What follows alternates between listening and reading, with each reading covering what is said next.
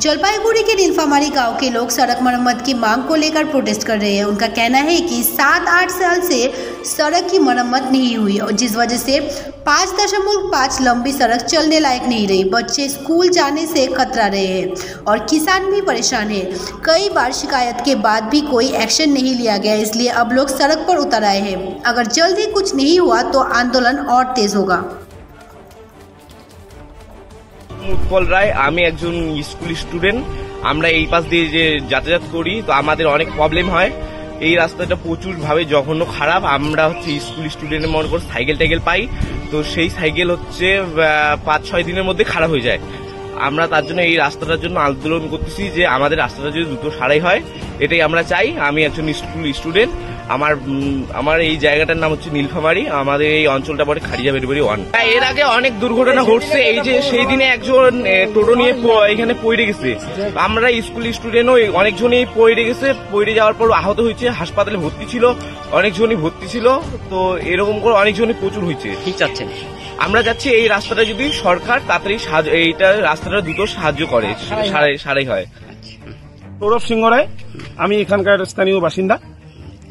তো আমাদের এই রাস্তাটা এটা হচ্ছে আমাদের সিপাহীপাড়া বাজার থেকে প্রায় বদনি পর্যন্ত, বদনি পার হয়ে গেছে। এটা প্রায় 5.5 কিলোমিটার রাস্তা আছে। এই রাস্তাটা দীর্ঘদিন ধরে, আজকে থেকে প্রায় 7-8 বছর তারও বেশি হবে, বেহাল অবস্থা। ঠিক আছে, এই রাস্তাটা প্রায় মানে অন্তপক্ষে গুরুত্বপূর্ণ 2টা বুথ আছে।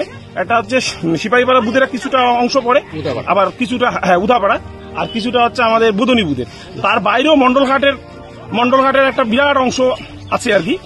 এই রাস্তা দিয়ে প্রতিদিন কমসে কম প্রায় 10 থেকে 15 হাজার মানুষ চলাফেরা করে। এবং এখানে আমাদের এই জায়গাটা যেহেতু কৃষি প্রবণ এলাকা, এখানে প্রায় 90% মানুষ কৃষিকাজ করে। তো কৃষিকাজ যেহেতু করে, প্রত্যেকটা মানুষের এই কৃষিকাজে যে সমস্ত ফসল ওঠে, আলু, তারপরে হচ্ছে ভুট্টা, এগুলো তো নিয়ে যেতে হবে বাইরে, এখান থেকে বাজারে নিয়ে যেতে হবে। তো বাজারে নিয়ে যেতে গেলে তো ট্রলির প্রয়োজন আছে, গাড়ির প্রয়োজন আছে, টোটোর প্রয়োজন আছে, ভেটভেটির প্রয়োজন আছে। কিন্তু এখানে রাস্তার এত বেহাল অবস্থা যে এইসব কোনো কিছুই আসতে চায় না এখানে।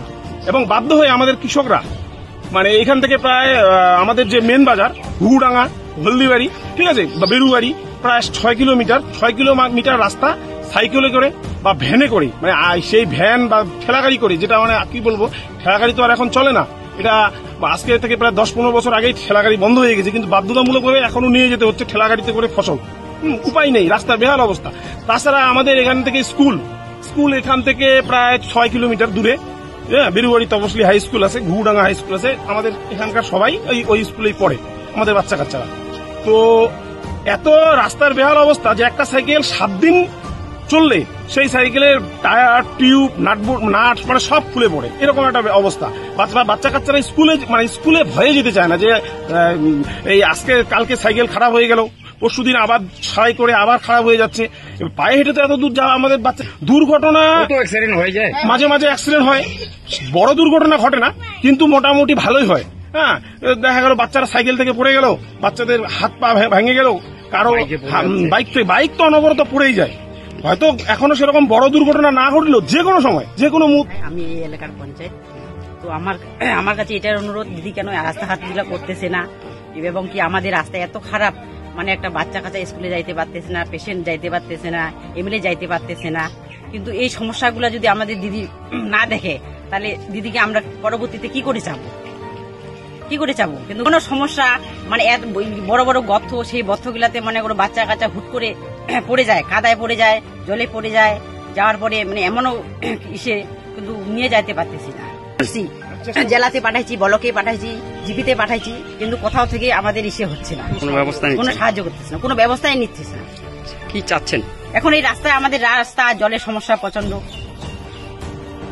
আর যিনি আমাদের রাস্তা জলের সমস্যাটাই নেই। রাস্তা কি পাকা রাস্তা? হ্যাঁ, পাকা রাস্তা যাচ্ছি। এলাকাটার নাম নীলফামারী, আমাদের খারিজা বেরুবাড়ি গ্রাম পঞ্চায়েত, বদনি বুথ, আমাদের নীলফামারী গ্রাম।